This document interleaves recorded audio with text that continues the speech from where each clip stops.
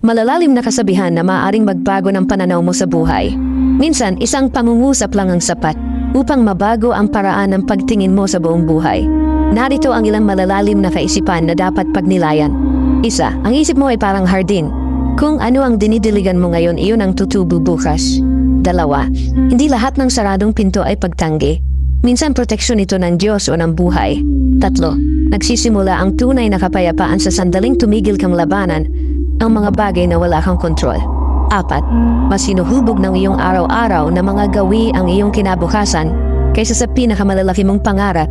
5, maraming katotohanan ang mas malinaw na nakikita sa katahimikan kaysa sa napakaraming salita. 6, hindi mo kailangang patulan ang bawat argumento o alitang inaanyayahan ka. Ito, masakit ang paglago dahil unti-unti mong iniiwan ang dating bersyon ng iyong sarili. 8, ang pinakamalaking kakumpetensya mo ay ang taong ikaw kahapon.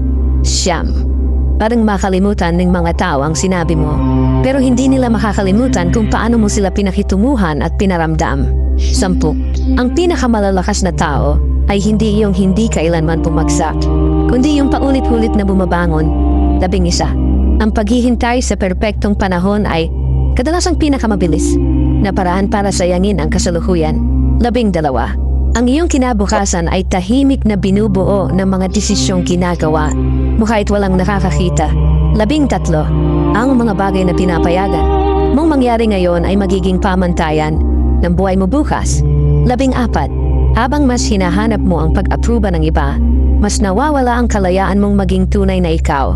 15, nagbabago ang buhay kapag tumigil kang magtanong ng, bakit ito nangyayari sa akin?